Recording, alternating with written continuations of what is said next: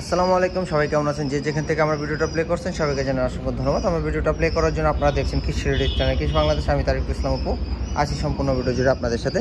আজকের ভিডিওতে কথা বলবো যে কোয়েল পাখি কতগুলা একসাথে ব্রুডিং করলে সঠিকভাবে ব্রুডিং করা যায় এবং কী নিয়মে ব্রুডিং করলে ব্রুডিং ভালো হয়, বাচ্চা মারা যাবে না, এই সব বিষয়গুলো তুলে ধরার চেষ্টা করবো। আশা করি ভিডিওটা ভালো লাগবে। যাদের ভালো লাগে অবশ্যই লাইক কমেন্ট শেয়ার করতে ভুলবেন না। যারা এখনও চ্যানেলটা সাবস্ক্রাইব করেন চ্যানেলটা সাবস্ক্রাইব করে দেবেন, আর যারা চ্যানেলটা সাবস্ক্রাইব করছেন তাদেরকে অসংখ্য ধন্যবাদ আমার চ্যানেলটা সাবস্ক্রাইব করে পাশে থাকার জন্য।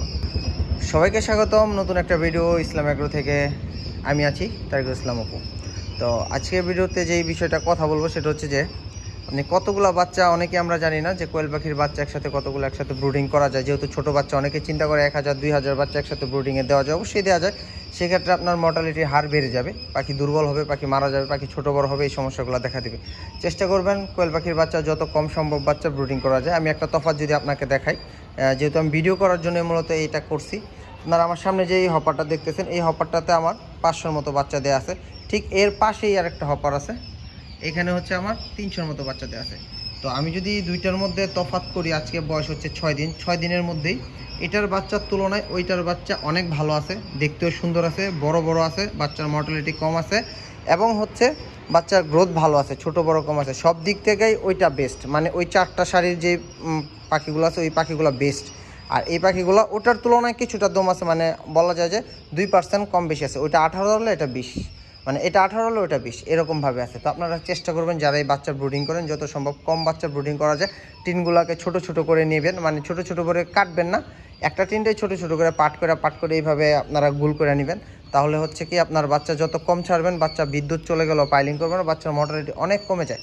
আমি ব্রুডিং করে দেখছি, যদিও টিন অনেকটা বেশি লাগে, এটাই একটা খরচ। যদি আশেপাশে আপনার কারো কাছ থেকে হেল্প নেওয়া যায় হেল্প নেবেন, হেল্প নেওয়া হইলেও এইভাবে ব্রুডিংটা করবেন, ইনশাল্লাহ আপনাদের বাচ্চার মর্টালিটি একদম কমে যাবে। এবং বাচ্চা 300 বাচ্চার জন্য কতটুকু জায়গা দেওয়া যায়? 300 বাচ্চার জন্য আপনি সর্বোচ্চ 2.5 থেকে 3 ফিট ব্যাসার্ধের একটা বৃত্ত দিতে পারেন। আমার যেমন ওইটা আপনার একটা ধারণা, আনুমানিক একটা ধারণা নেন আর কি, এরকম 2.5-3 ফিটের তো আর মাইপা দেওয়া যায় না।